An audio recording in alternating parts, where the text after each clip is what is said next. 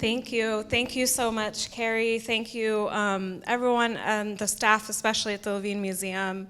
Thank you, Christina, for your organizing and assistance. Thank you all for being here this evening. I want to start with a couple of brief comments to kind of put this in historical perspective and introduce myself, and then we're really going to focus on the expertise of the panelists.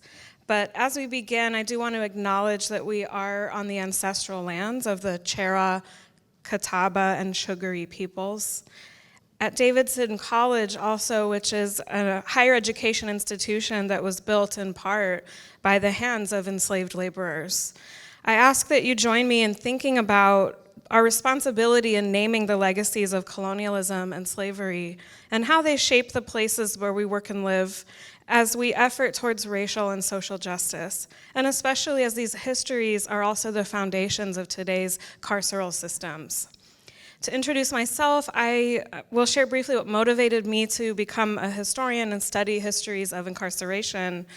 Back in 2007, I was a student living in New York City and recently married, and I was accepted to a history PhD program out in California.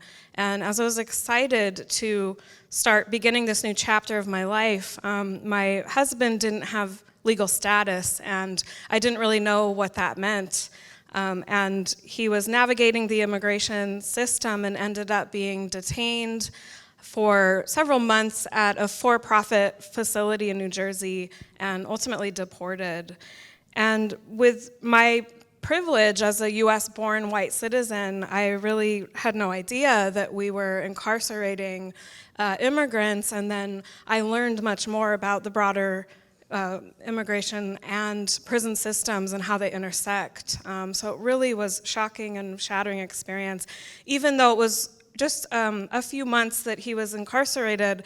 Visiting that immigration jail daily really made it apparent how much race and economic status and gender are factors in our prison systems. And so I also saw how much the system, traumatizes, shames, and silences people and families who've been impacted.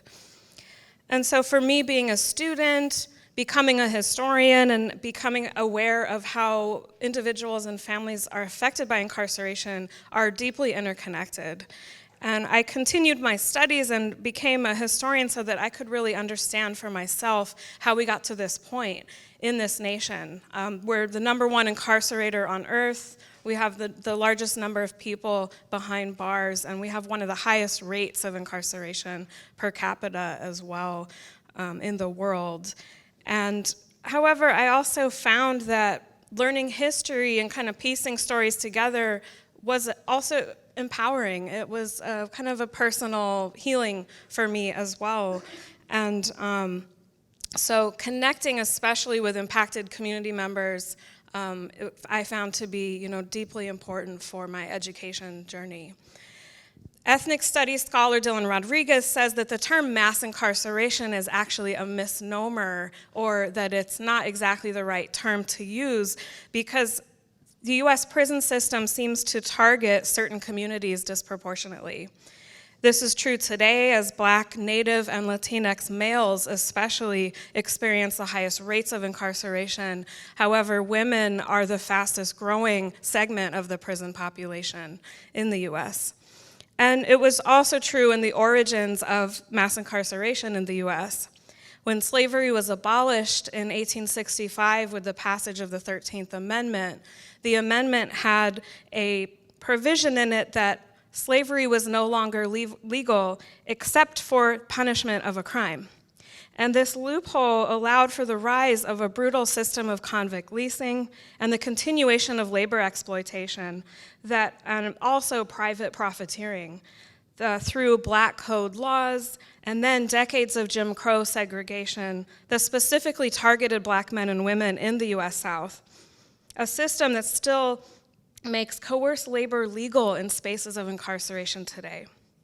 After World War II, the long era of civil rights and desegregation brought new rights and freedoms to individuals, but also invited a new era of backlash and public anxiety about crime, White communities moved from urban centers as those urban centers saw increased amounts of policing and criminalization. Politicians like Presidents Richard Nixon and Ronald Reagan really capitalized on white anxiety and promoted harsher sentencing in the war on drugs, including for minors, and stricter immigration enforcement. And Democratic administrations such as Bill Clinton's in the 1990s also supported and furthered these measures to boost incarceration rates to historic heights. So studying the history of immigration detention, I've learned that our country's history of immigrant exclusion also should be understood as part of a broader racial project that has been central to white settler colonialism, alongside history of slavery, convict leasing, Jim Crow segregation, and Native American removal and erasure. So on one hand, we are in a really hopeful moment, as books like Michelle Alexander's The New Jim Crow have really raised attention and drawn these historical connections, and new data and scholarship has made it clear that prison systems and policing don't really meaningfully address crime or crime rates.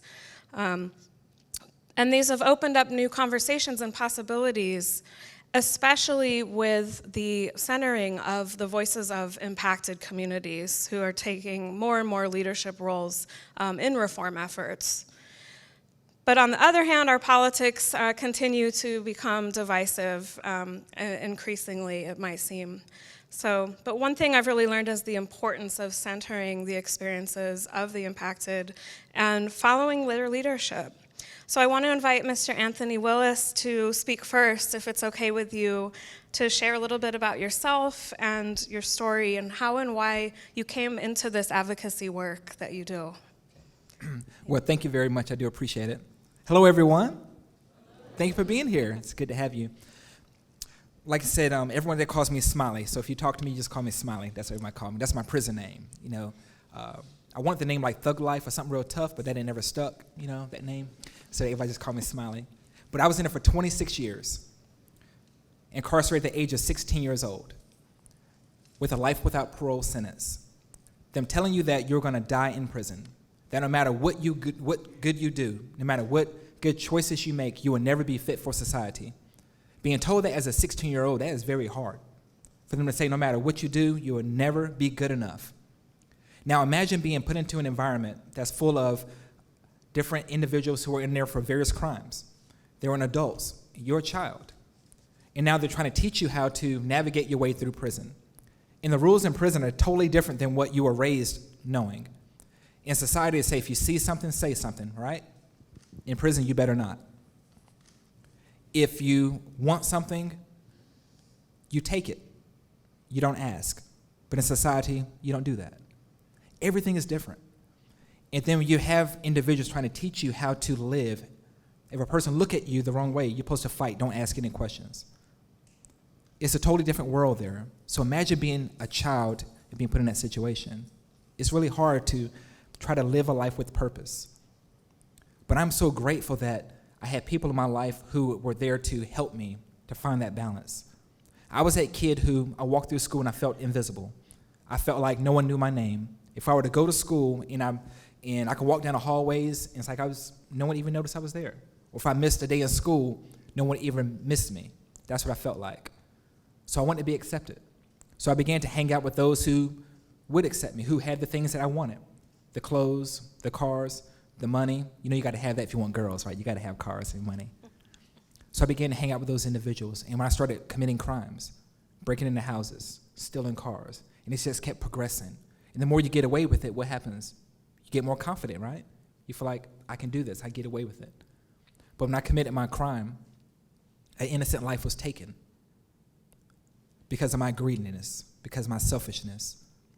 I went into a store, supposed to have been a simple robbery, in a store owner, he was shot and killed. For what? For money? A life is worth more than that. It's invaluable. And I can't change what I did, but what I can do is change the course of my destiny, change my mind, change my desires, change my passions. And that's what I did. So I changed my life from taking to now giving. So when you ask me about the advocacy work, with this opportunity I have, the great opportunity of a second chance in life, what I want to do now is I want to remember those men and women who are still incarcerated, those who are there for like 30, 40, some 50 years, and some who are told they'll never get out again. I want to be that voice for them to let people know that people can change. If Anthony Willis, this 16-year-old person who had an I don't care attitude, can grow into a person who is now productive and want to give back to society in every way that I possibly can, then so can they. There's nothing special or different about me, just the opportunities I've been given. When you were talking about the slavery being abolished and how there was a loophole for them to basically extend slavery, but now they're saying like, if you're incarcerated, you can still have like slave labor, basically. Yeah. I see that every day. Anybody here have a job? You do? You get paid maybe $10, $15, $20 an hour, something like that? Imagine being paid 40 cents a day. You work 8 hours and get 40 cents for 8 hours. If you're lucky, you might get $1 a day. You're big time then. You get a $1 job, can't tell you anything. But that's what the mass incarceration does. And whenever you have a person in an environment, you ask them not to steal. You ask them not to take. You ask them not to manipulate. How do you do that whenever you don't have anything? You can't provide for yourself. So that's why I try to fight for them, because I want to make sure they have the resources to teach them to be responsible, to teach them that if you want something, you have to work for it, you have to earn for it. You can't just take it. And that's why I'm here today about mass incarceration, to know that there is another opportunity. There is another way, and together we can find that. Thank you. That's really powerful, and I just thank you for sharing your story with us, because it's not easy. I can't imagine. So I want to ask Dr. O'Keefe, we were just discussing prison labor and, the unjust wage of 40 cents a day, and that makes me think of the economics of the system.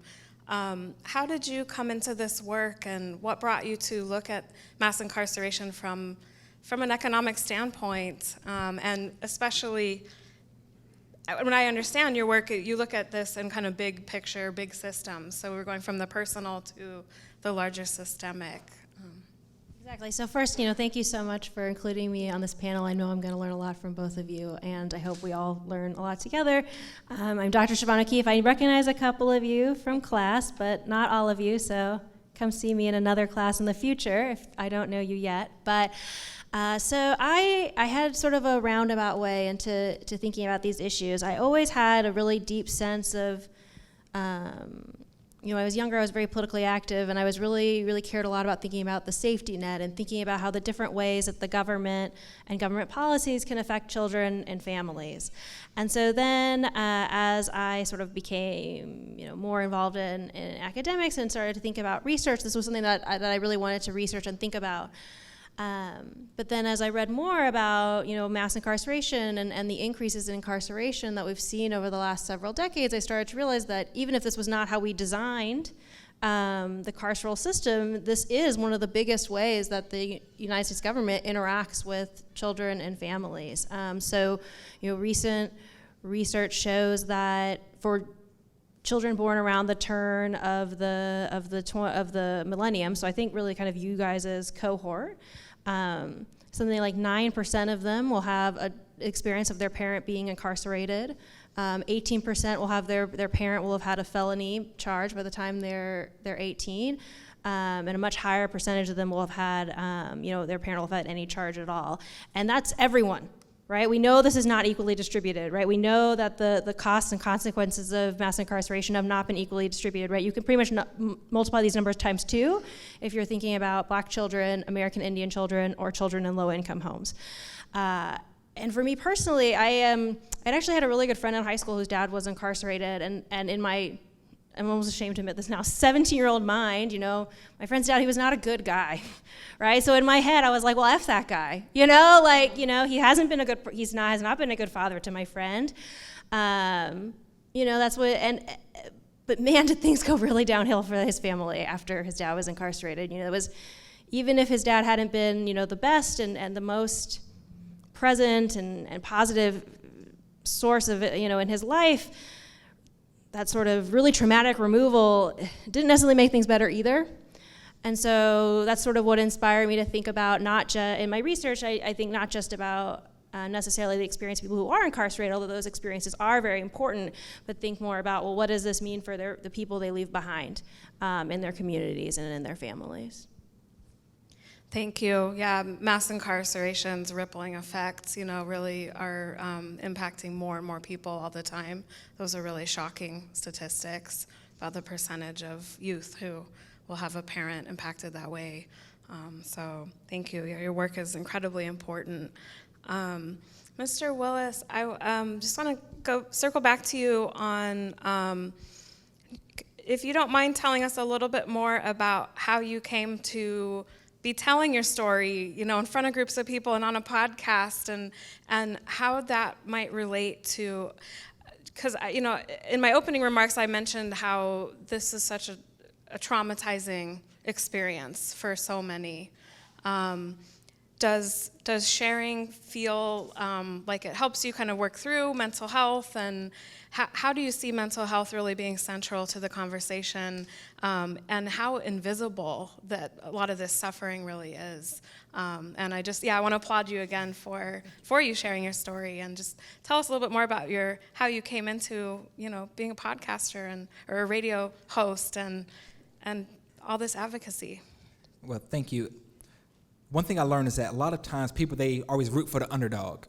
It's like, where's you watching a movie or a sporting event, you want to see the other person who everyone feel like doesn't have a chance to win, to see them win.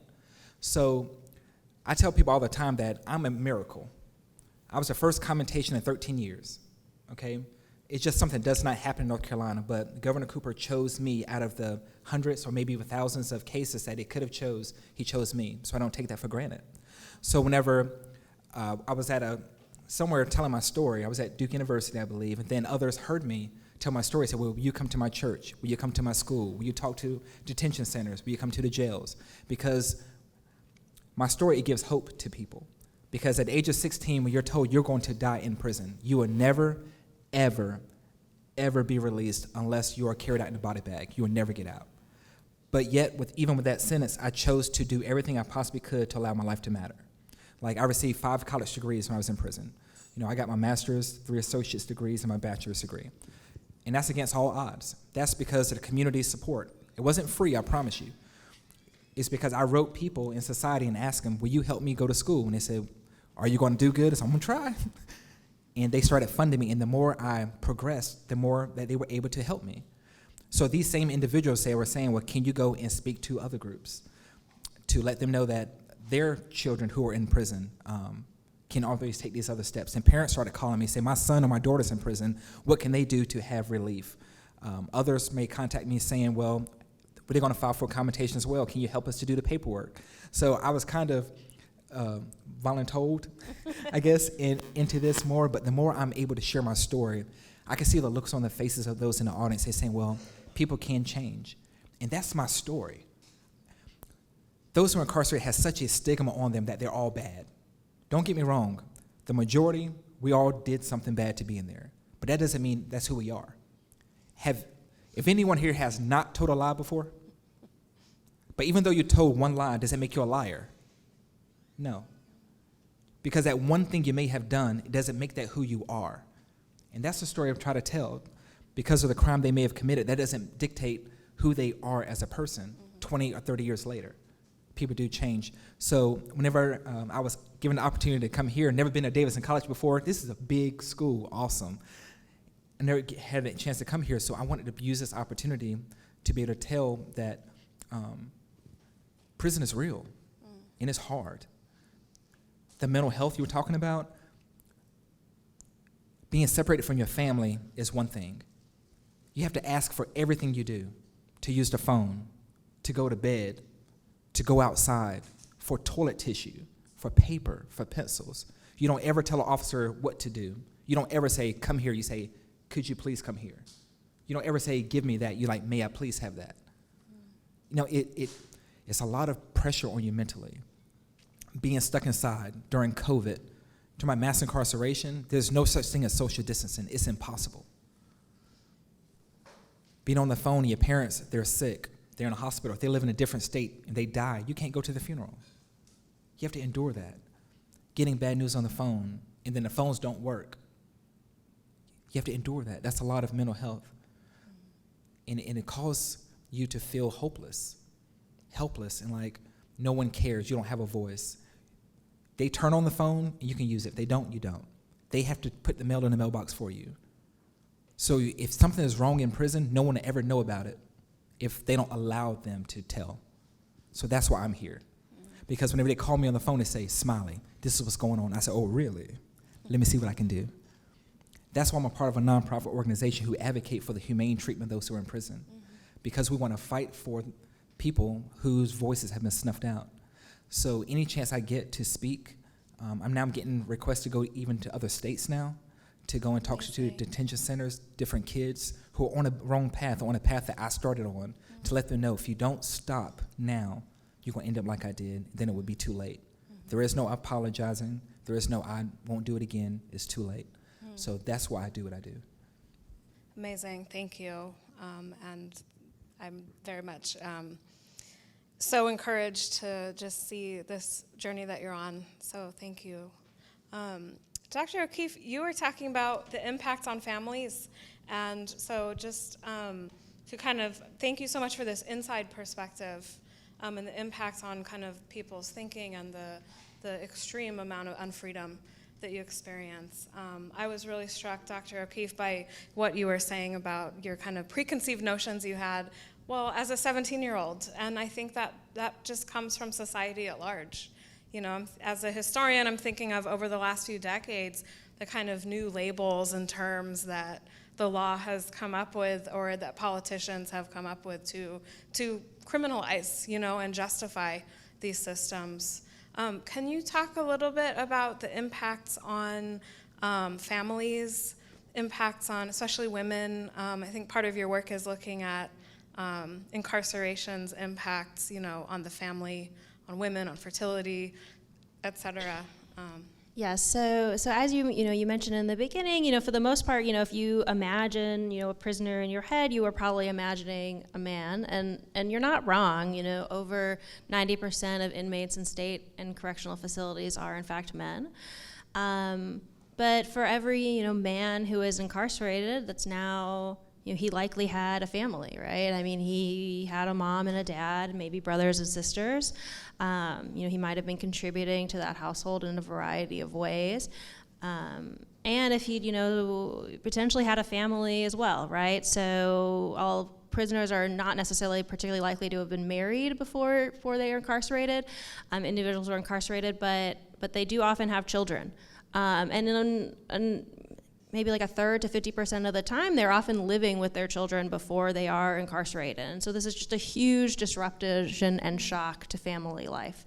And so a lot of the work we have, you know, this is something where I think economics has something to add to. You know, don't tell all your other professors that I said only economics. I think sociology, psychology, criminology, all of those fields are really adding to this work. But one thing that we really think about and really worry about as economists is we really care, I know I'm gonna go on my professor spiel, we really care about the direction of effects, right? So thinking about, you know, what, you know, the stigma of being incarcerated, right? So someone who's been, you know, committing crimes and ultimately is arrested and incarcerated, you might think, well, it's hard to sort of separate out what's the effect of actually being incarcerated versus, well, what's the effect of all the behaviors that led for someone to get arrested and convicted and then go and be incarcerated. And something that economists work really hard to do is to try to separate out those two effects. And so we've really seen,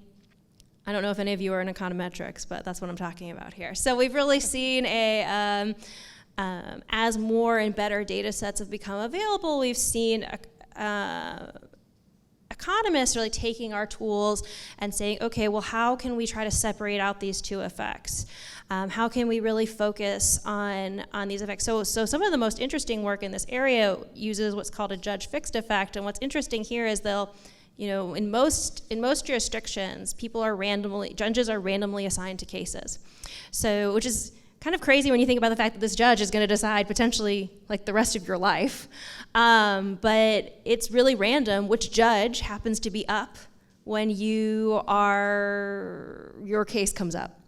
And some judges are just more lenient than others. And on a number of dimensions, some judges are really, really hard on anyone who does drugs. They're like, nope, we gotta get you in prison to get you clean. It's the only thing that's gonna work. Some of them are really hard on violent offenders. Some of them, if you're younger, they might be more lenient. They might be less lenient. Some judges are often more lenient on women. Just speaking of gender, we can see that empirically. And so a lot of the more recent research has sort of leveraged this fact that, well, maybe I just got unlucky and I got sent to the most strict judge in my county. And, someone else got luckier and they got sent to the most lenient judge in their county. And then we can kind of compare and say, well, the person who went to the lenient judge, they ended up not going to prison, or they only went to prison for a year. And the person who went to the really strict judge, they went for 5 years. And so we can say, well, they both were engaged in criminal activity, but now we can really isolate, okay, well, what did the experience of going through, this really huge traumatic event of incarceration, what did that mean for them? And for the most part, it's not necessarily that great. For the most part, we do see, decreases in income when people, leave prison, and then obviously there's a huge decrease in income while you're in prison. But even after people leave prison, this decrease continues for a number of years. Sort of opposite to all of our social goals, people who are incarcerated for longer are more likely to commit crimes when they are released from prison than people who are not, who are incarcerated for shorter periods of time. So we're both taking people out of society and likely making all of ourselves less safe. So we're just not really doing a great job in that way. And then thinking particularly from the experience of families, then it gets really complicated, because in cases where there's documented instances of abuse or violence, sometimes things actually do get better for those families, right? To some extent, these are families in crisis, and this might be sort of the worst and most expensive way for us to try to intervene with these families in crisis, but it's better than nothing. But in other cases, it's really not true. So it's sort of, so it's mostly these indirect effects. As far as the direct effects of what happens, when women themselves are incarcerated, that's something that we really don't actually have great answers for. From a statistical perspective, there's great, research that's based more on interviews and stuff. But in part because, right, there's just so many fewer women who are incarcerated. But like you mentioned, right, they're the fastest growing group. The incarceration rate for women has increased 500% over the last several decades. And so I think this is something that we as academics really should be bringing our tools to say, hey, this is an important issue, and we should be kind of bringing our skills and tools to answering some of these questions. Thank you. I would like to continue talking a little more about class and economics, which has come up. I was kind of heavy hitting on the race analysis component in my opening remarks, but how does socioeconomic status really set someone up to be more vulnerable to, committing? I mean, I think most crimes are crimes of need, and so there's bad decisions and there's individual decision making and there's the morality of it, but then there's also just the material circumstances that people are in. So maybe. I'm inviting both of you to talk about this a little bit more, but maybe Mr. Willis, from your experience, maybe personally, or also the communities that you really want to work with, young people that you want to help prevent them from entering the system. What are some really important things to be aware of in terms of economic opportunity or lack thereof? Well, for one, I want to say that I think all crime is bad. We should never condone crime. But there are situations where we have to understand what's going on. For instance, like your professor, okay? So let's say if you're in class and your student doesn't have their homework, the first thing you can tell them is, why didn't you have your homework? You can lash at them, or you can say, why don't you have your homework? Because as far as you know, maybe they have to watch over their little brother or sister. Maybe their power was cut off. Maybe there was something preventing them from doing that, but we automatically assume the worst, like you're lazy, you're not doing your work. So you have others who may not have money, may be unemployed, and we say, well, get a job. There's job openings everywhere, but they may not be able to for health restrictions, disabilities, and different things. So the weather, when it's getting colder outside, you notice more people go to jail because they want a warm place to stay. You can sit under a bridge, or you can commit a crime, whether it's break into someone's house or do something because you know you will have a warm place to stay with 3 meals a day. We have a lot of people who go to prison with mental health issues. Is that the right place for them? That's something that we can make an argument for. Maybe that's not what they need. They need help. So if a person's put in prison for a minor crime, maybe it's because they just need help. Maybe they need to know that there's resources that will help them not to commit those crimes. Because in 26 years, I realized that during certain times of the year, the prison are overflooded with people. It's like they just keep coming in. And you notice a lot of them, they're homeless. You can look at them and tell most of them are on drugs or they're homeless. And when you hear their stories, they don't have anything. And their sentence is small. So they get out in a few months later, they come back. It's like a recurring cycle. And we make fun or we say, like, you must not value your freedom, but they're saying it's hard out here. And they feel like it's easier to be in prison. I'm like, I trade with you any day. Let me out because I know I'm going to make it. But that's what our system is made up of. But there's a lot of programs out there that people just don't know about. So whenever I get phone calls from, matter of fact, I got a call one day from a guy, he was on drugs, and he was wanting to go to a rehab center, but he said, I can't go by myself, I need somebody to take me. He lived like an hour away. So I drove out there to go pick him up, to go take him there. And the deal was, I can't let you in my car. I'm on parole. I ain't gonna trust nobody, okay? So I said, I will go here, and I will call an Uber, and I will follow you to the rehab center to make sure and I'll walk in the doors with you, help you with paperwork or whatever. And he said, no, why can't I get in your car? I said, because you might have weapons, you might have drugs. I'm not gonna put myself in that situation. I can go only as far as I can to help you. He says, no, I don't want that. I said, well, I can't go any further. So there's always a balance. You have people who want to be helped, and you have others who don't. And like you were speaking about the judge, I think it takes discernment because we see it all the time. You have 2 people with the exact same crime with 2 different sentences, one with 10 years, one with 2 years. So like, how do you do that? So, and that's why we have the prison that's overcrowded. If you start walking into a prison, you notice that there's like one race. You know, it's like how is this possible? It's because when you start talking to them, they're from a low economic background, from a single parent home. They're from a place where if they wanted something, they had to sell drugs. And then if there aren't any programs for them, once they get out, they feel like the only thing I can do is sell drugs. But you have programs out there, and that's what I try to do is tell them, if you get your GED while you're incarcerated, you can get a job. If you focus on your addiction now, there's rehab centers who will help you. So I just think that if we just look at the problem and not just at the person, then we can make a difference, instead of just judging everyone and put them all in one basket. Thank you.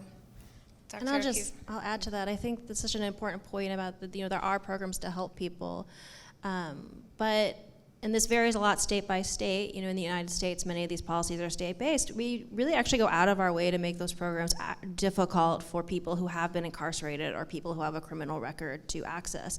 So, for example, North Carolina is it's about 10 states. Where if you have a felony drug conviction, depending on the exact details of your felony, you might be barred from receiving food stamps for life, right? So, maybe you committed a felony, at 20, but then, you could be 50, you could get laid off, you could lose your job, and I say we, as a state have decided that you're not worthy of these safety net programs, that you're paying, if you've been working, you've been paying your taxes into that system.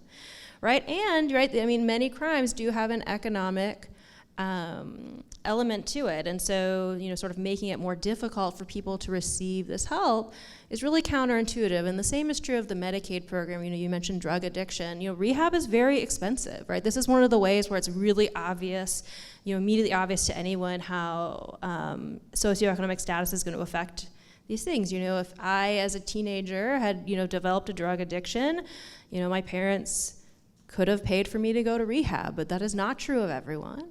And in many states, we have not expanded Medicaid to allow single-child adults to access Medicaid, and Medicaid does cover substance abuse treatment, and that's a big deal. And in the states where they have expanded Medicaid, some states make it easier for people leaving prison to enter Medicaid, and some states make it very hard. And if you compare that, the states that make it easier for people who are leaving prison to get on Medicaid, which gives them access to substance abuse treatment and other services for mental health, physical health as well, they're less likely to commit more crimes and end up back in prison. So the cycle that you're talking about of people who clearly have a drug addiction, they're in prison for a short period of time, they leave, they have no resources, and they just end up back, we can short circuit that. We have government programs that we can use to short circuit that. In some places, we're doing some of that, and in some states like North Carolina, we are really not doing that. And that's something that even small tweaks to our administrative systems could improve. Thank you. So about the North Carolina context specifically, which you have a lot of direct experience in, what do you think are some of the most urgent issues in the North Carolina system, or that you've witnessed? We've mentioned overcrowding, mental health, the kind of luck or unluck, depending on sentence disparity, I guess you could call it. If you have any insight on what areas I think are the most problematic or most maybe invisible to the outside. One of the biggest problems that we have now, from my understanding, is overcrowding in a prison. And like I say, it stems from mass incarceration. Yeah. And one of the biggest issues is parole. You have a lot of individuals who have been in prison for 30, 40, 50 years. I just had a call from one guy, he's been in prison for 48 years, and he was saying, Smiley, what else can I do? And when he get the letter, his denial letter, it says the exact same thing. Because of the nature of your crime, it'll be a disservice to grant you parole at this time. But it doesn't offer you any type of suggestions on what he can do better or different. He's taken every program there is, hasn't had a prison infraction or disciplinary in 20 or 30 years. What more can you do? So how do you hold on to hope in that situation? So I think that's a major issue. And like the sentencing disparity, like you said, if you have two individuals with the exact same crime and you have two different sentences, something has to change. If there's like a flat, sentence across the board where this is what you're going to get. Okay, it's very discouraging whenever you talk to someone, you say, oh, you have 6 months? I got 16 years. How did that work? Because a judge was more lenient in one crime than the other. That these are things I think will help with the mass incarceration. And by looking at a person, if they have a mental health illness, prison is not the place for them. Yeah. It is not the place.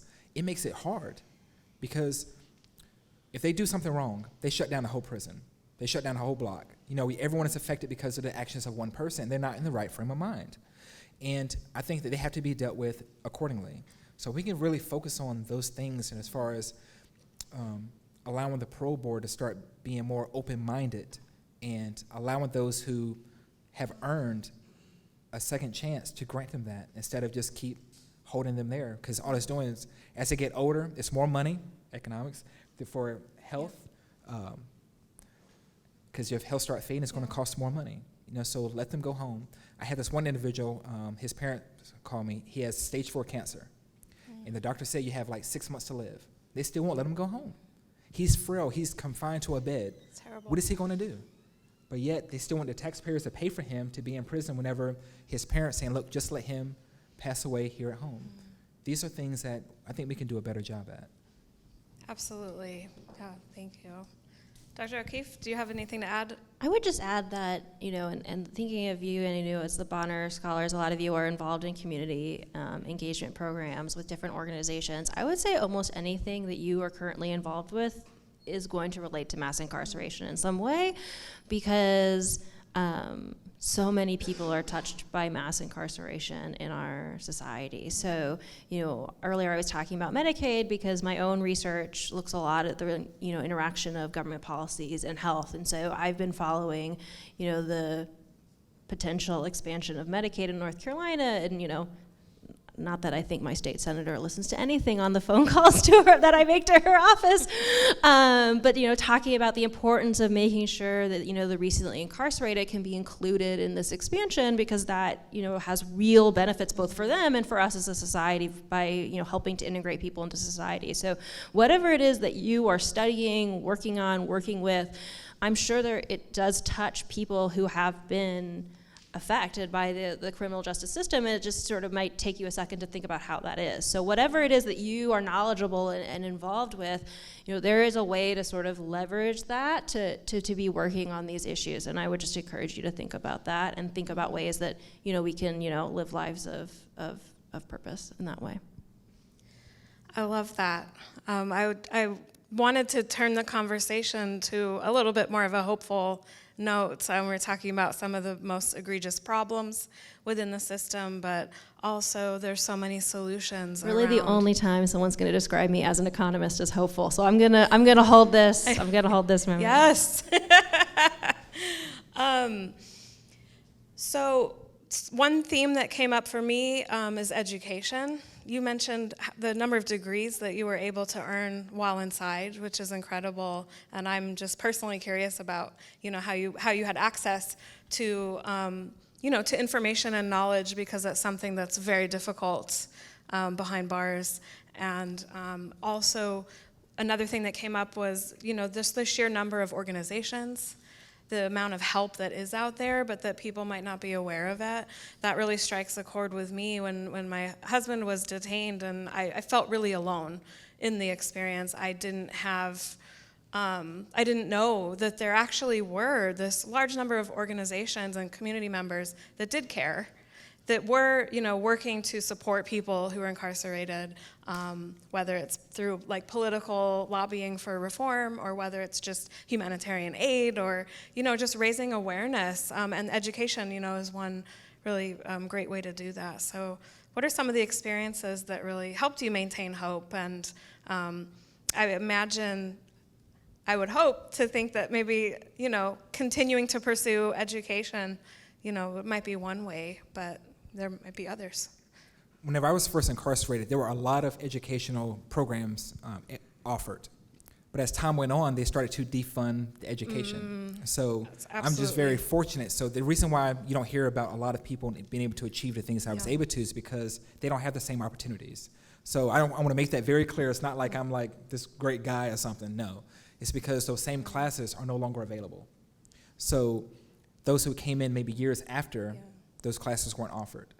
And one thing I've learned is that those with a life sentence, for the most part, they're one of the most behaved individuals in prison. Because for the most part, they just want to have their life to matter. They want to have a sense of purpose. They want to be involved in any type of program, something, so they can say, well, I'm doing something, I'm offering something. Whether they're a mentor, teacher assistant, volunteer, have something to your life. You can invest your life in something, So the sad part is, most of the programs that are offered, they are not allowed to be in those programs. Anytime we see a memo up on the board to say new class offer, we'll run up to it, and it's everything you want to do, but at the very bottom it says requirements. You can't have a life sentence, or you can't have this type of crime. And it's so discouraging, because those who actually want to take the class are not allowed to because of their crime. But then the staff members have to basically beg people to get into class, and then they go in there and don't take it seriously. They barely do their homework. Or if the class is empty, they make a person take it twice. You already taken it, but you want to take it again because they need to fill the seats. That's ridiculous when you have a group of people who want to take the class. So for me, whenever my family, my friends heard about that, they said, well, we're going to help you to go to college. So they were able to raise the money for me to go through correspondence. And correspondence work is really hard. There's no such thing as internet in the prison. You don't have internet. You have a book. You write out your essays by pencil and paper. But then your professor said you want an all-in pen, so if you mess up one time, you got to rewrite the whole thing. So it's a lot different. If you have a question, you can't go across the hall to another dorm and say, hey, what's answer number 5? Or what do you think about this? You have no one else to ask. So it's really hard to go to college when you're in prison. So you have to have that internal desire saying, I want this for me. And that's what I wanted. And the more I did well, the people in my circle, they say, well, you graduated, you want to take some more classes. I'm like, no, I'm not really, I'm good now. They say, don't stop, because the longer you're out of school, the less likely you are to go back. So they asked me to go for my master's. I took like 2 years off because I was tired. But then I went back and I was able to graduate again, summa cum laude, with high honors. So it was a great accomplishment. And they come back and say, you want to take your doctorate? I said, no, it's over. Yeah. It's a wrap. I am done. Smart. Because while everyone else, because you're sitting on your bunk and you're listening to everyone else outside playing basketball, playing volleyball, you're like, I wish I could do that. But you have these tests to study for. You have these essays like 10 to 15 pages you have to write. They have to actually make sense because a real professor is looking at not just like a prison teacher. And it's hard.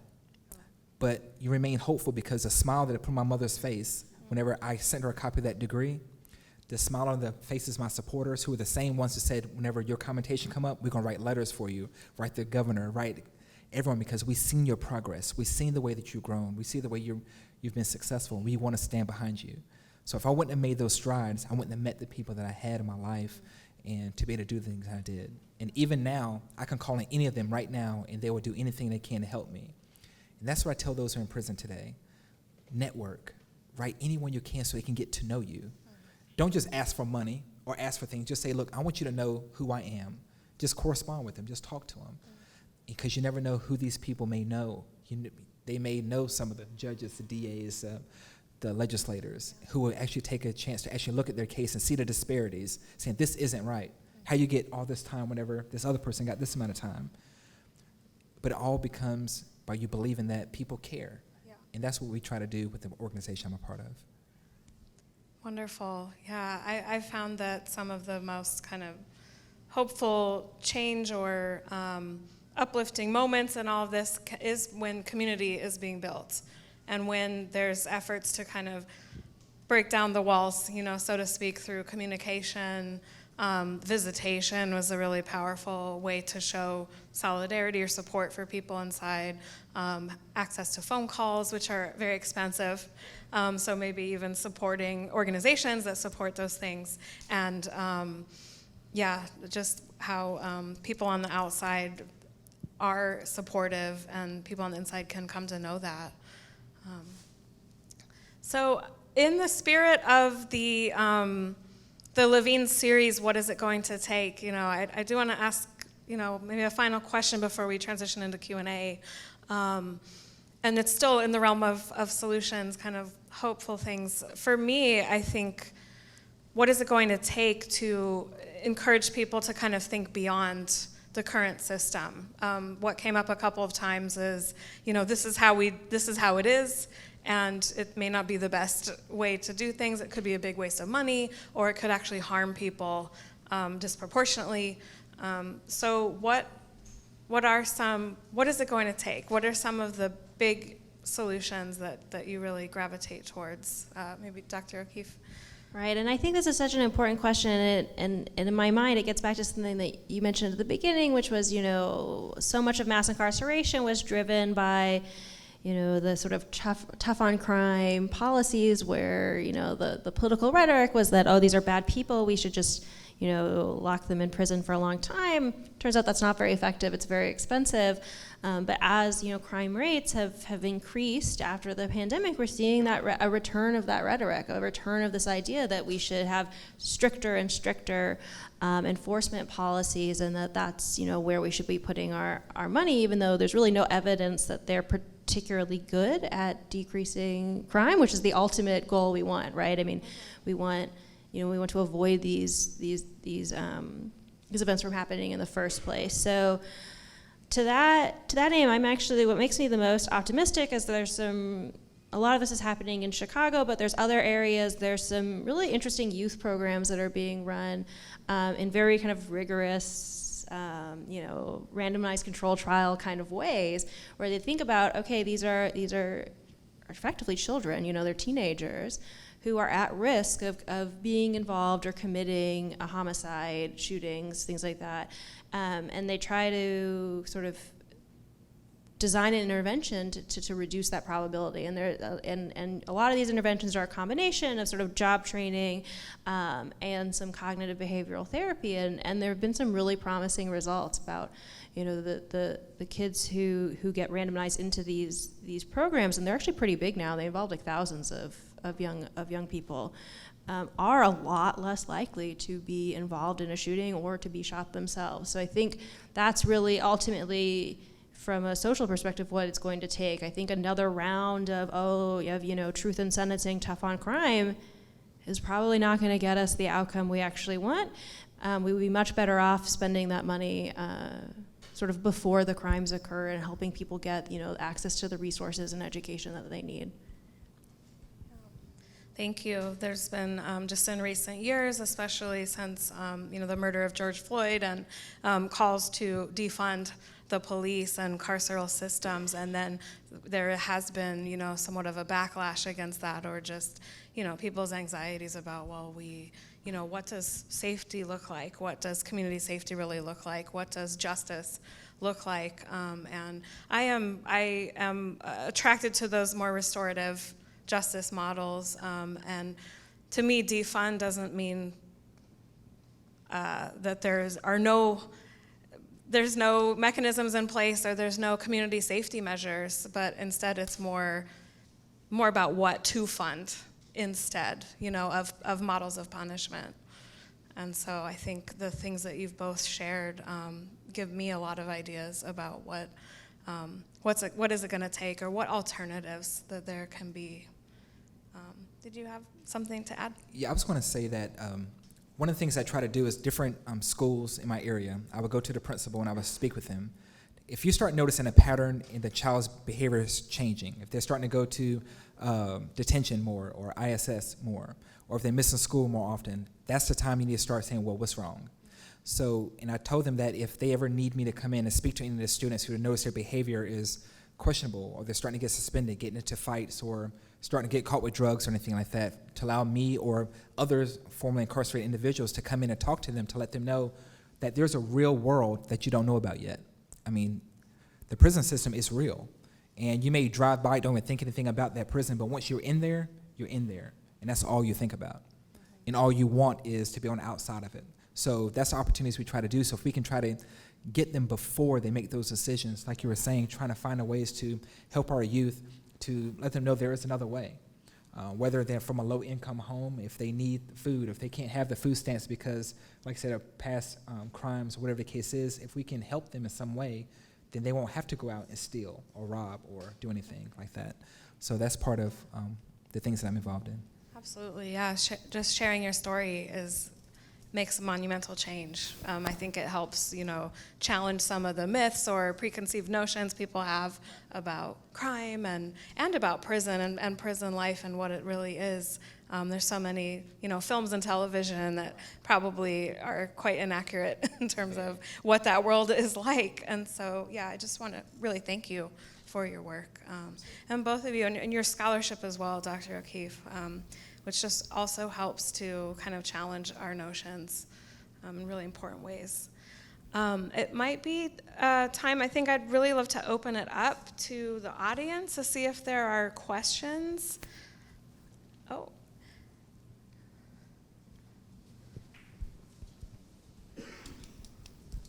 Hello. Thank you all so much for this talk. I think we've spoken a lot about preventative measures and also measures that are when you are able to get out of the prison system, but I was wondering if you could potentially speak to more of these children who are entering the prison system, the ways in which you can kind of like go down more of a path towards the one that you've been led on. I personally have a cousin who committed a crime very similar to yours, and at the age of 17 was tried as an adult and is currently facing a very long extended sentence as a black man, especially, I think has led to a lot of like questions in our family about like how do we do this, how do we treat this, and what's going on there. So I think, what ways do you think you've experienced measures when you were 16, 17, 18, and so on in that early stages of your incarceration that led you towards this more restorative path that ultimately led you to where you are today? When I first went in, you have to find an identity. What I mean by that, the first group of people you decide to hang out with or talk to, that's who you're going to be affiliated with. So it's either you have some people who flock toward gang members.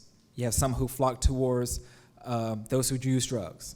Some who flock toward the basketball players, the sports, or whatever the case is, or church or Islamic services, or whatever the case is, So it's like, that's kind of like you associate yourself with someone. So you don't want to be that odd person out sitting at the table by yourself. So early on, I had to try to find out who I wanted to associate myself with. And it was very hard. So I was always a follower growing up. I was always that kid who just followed, So I said, you know what? I shouldn't have to choose who I'm going to be around. I'm going to choose to talk to all of them. So that's what I began to do. Like, one day I talked to the gang members, I said, what y'all doing? What y'all up to over here? The next day I'll go over here and ask the guys if I can play basketball with them. No, I couldn't play. I didn't know what I was doing out there. Is that how you got your nickname? Yeah, because it's like Smiley. That's how they call me, because they said, you don't know a stranger, do you? I said, no. And I began to realize I don't have to fall into the category of them dictating who I get to associate with. So those who like sports, or those who do drugs, they need a positive force in their life. I shouldn't shy away from them just kind of want to be associated with them. They still need to have someone in their life who can tell them, look, there's a better way. You know why you can't remember what you ate for breakfast this morning? Them drugs, leave them alone. But it was hard though, when you, at a young age, being in an environment that you have no guidance, you have no parents, no one to ask questions to except a stranger. You are told you're going to die in here. You're scared. You have to hide the fear. You're not allowed to cry. I used to tell people all the time that my favorite times of the day was whenever it rained outside and let us go outside in the rain, because I could cry and no one would ever know it. You can just let it flow. You don't dare do that inside the prison. That's the only place I felt safe to do that, or in the shower. Because you come out, your eyes were kind of red anyway. People don't know any difference. Because you just got to get it out, because it hurts. You're missing your family. You're scared. Because you never know, if you say something wrong to somebody, they don't like it, it might be 3 weeks later, then they retaliate. So you can't even sleep peacefully. You have to, every sound, what was that? And it's hard to adjust to that new life, but it becomes a normal to you. But I learned early on that I get to dictate who I am. They can make me do different things, like when I go to bed, when I take a shower, when I go outside, but they can't control my mind. And I can still care about people the way I want to. I can still treat people the best way I know how, instead of treating people based on what they've done. So, did I answer your question? Good. Thank you.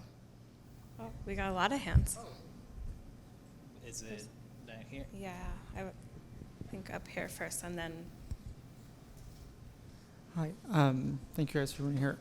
You touched a little bit on families and how this affects families and things like that. I'm curious if you guys have any knowledge, whether from personal experience or more research experience, on, we can look at like individual organizations that work with like children, because I know there's statistics that show like there's very high rates of children who've had a parent that is incarcerated themselves ending up in the prison system.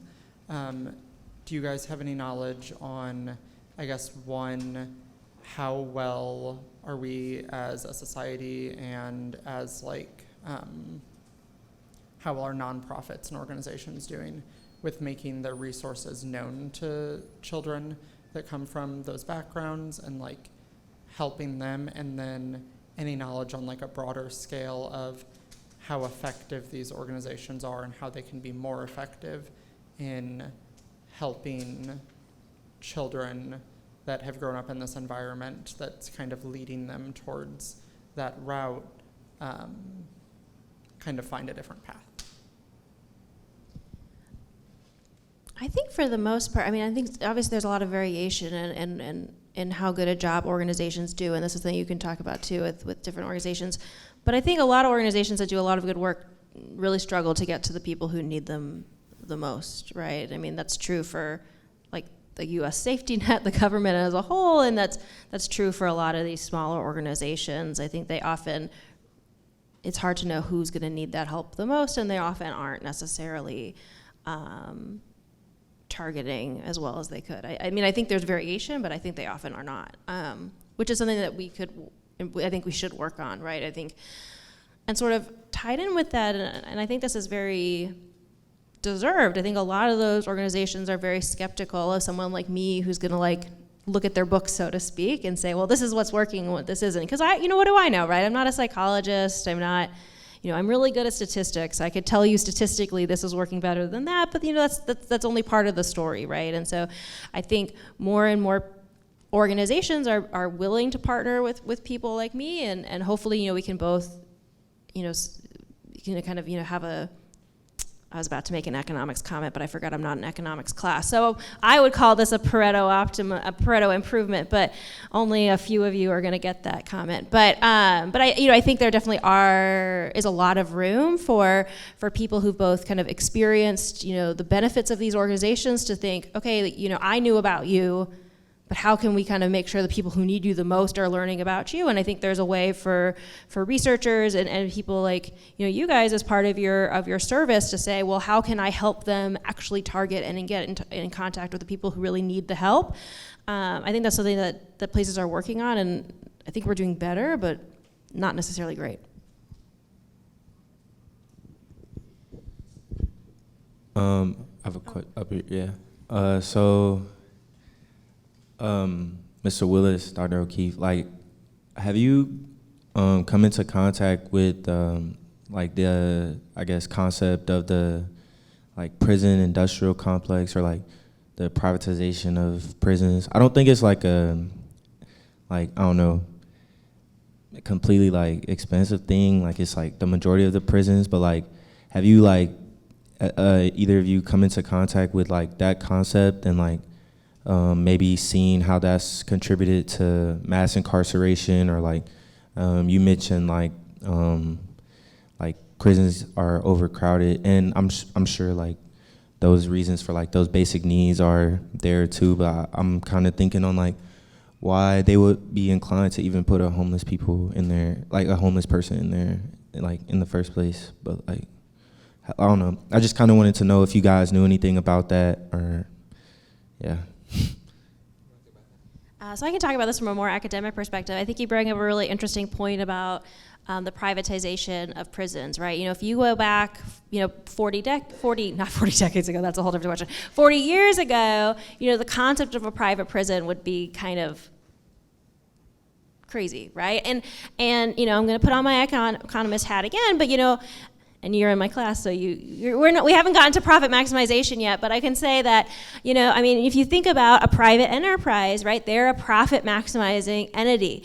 But if you think about us as a society and the government, what's the point of a prison? Well, ideally, the point of the prison should be to incapacitate people who, for whatever reason, we've decided, don't need to be part, we want to keep separate from the rest of society, and ideally there would be some rehabilitation. Those are not going to be profit making activities, right? So I think you bring up a really good point, because in some ways this is, if the prison is making a lot of money, where is that money coming from, and what are those resources not being spent on instead, right? And so I think this is something that varies a lot by states. North Carolina doesn't actually have a ton of private prisons. There are some, but we don't use a ton of them in North Carolina. But some states really rely on private prisons.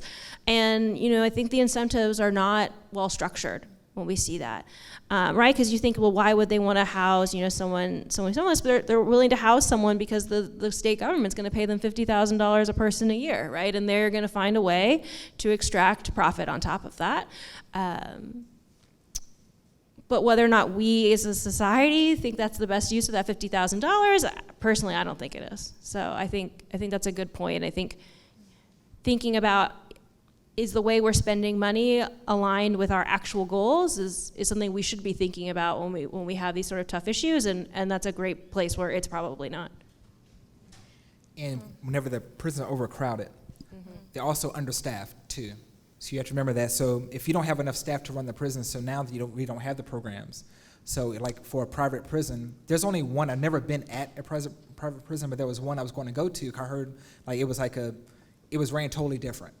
But because there were so many things that was going on, it's a lot of complaints because the basic needs that they were supposed to have, they weren't getting. So because they had so many complaints, they eventually shut it down and the state came and took over. So that took place right before I got there.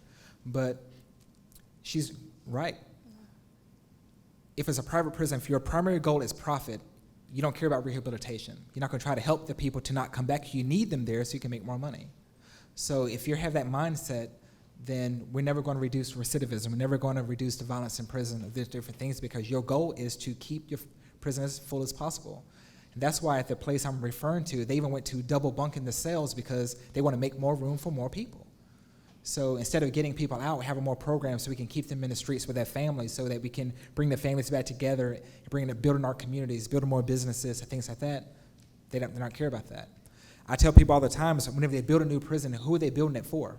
They're not building it for those who are already in prison. They're already there. They're building it for their kids because statistics showing that if you have a parent that's in prison, you're more likely to be incarcerated yourself. So I tell people all the time, when they build in that prison, you hear it on the news, they're building it for your son or your daughter.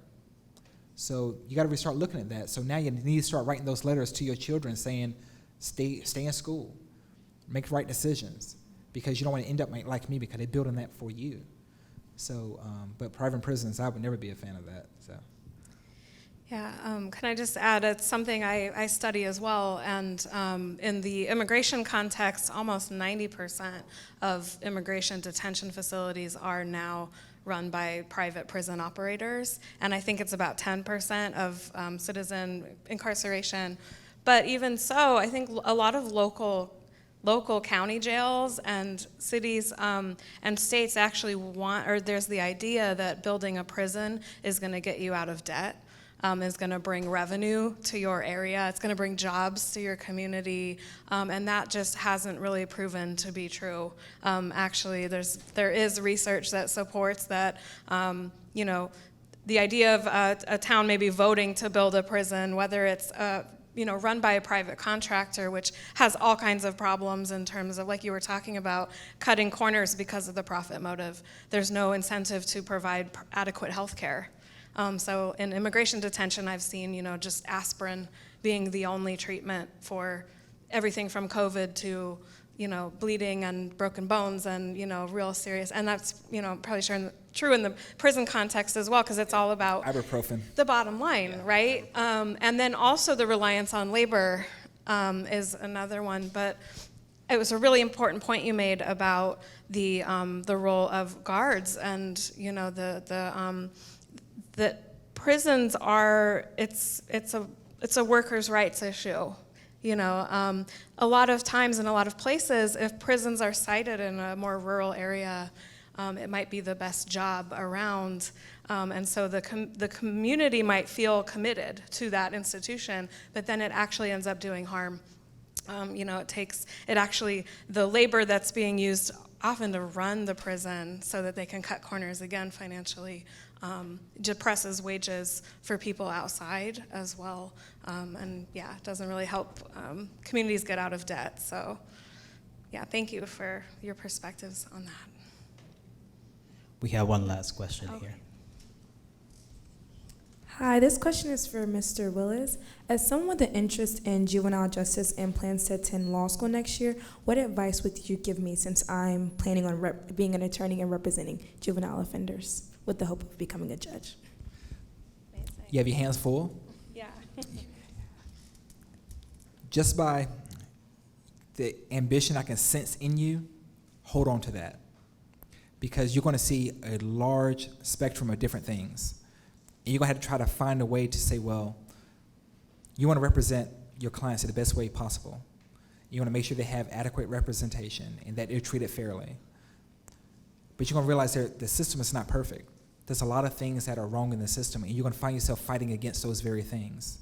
So as you're progressing, you mentioned about possibly becoming a judge, you said? That's good. No, that's not a dream. You can do that. You're the perfect school to do it, Davidson College. Yeah. So you're the perfect place to have that done, because we need men and women with the fresh perspective to be in positions like that, So I encourage you to definitely do that, because there's a lot of children, because they say your brain doesn't fully mature until you're 25 years old. So we have to keep that in mind. We need people in positions who can look at children and treat them like children. Like once you're an adult, treat them like an adult, but treat them fairly across the board, not because of their socioeconomic background, not because of their race, not because of their gender, but treat them fairly based on the laws that are put in place because of the crime. Not because you're up for office, you're up for election, or because you want to try to prove a point in your community that you're tough on crime, but to be fair. And it may take you to be that example for the rest of our state, to be that one person who's willing to stand up for what's right, regardless of anyone else who's not standing up. You say, well, this is wrong, and I want to do that. And whenever people see that, they're going to back you. They're going to support you. They're going to vote for you because they want you in that position. So I would definitely say, if you see a child who's making those bad decisions early on, talk to them then. Don't wait until they have to be in your courtroom. And that's the biggest thing, but I admire you for what you're trying to do. That's amazing. If you could talk to other students here, the other students about that too, because we need all the help we can get, because together we can make a difference. We can. Absolutely. Thank you. It's really powerful words to end on, and I think we will close it here. Thank you, everyone, for being here. The States of Incarceration exhibit opens this weekend in Uptown Charlotte at the Levine, and it's free and open to the public. But can we please just give Mr. Willis and Dr. O'Keefe a round of applause?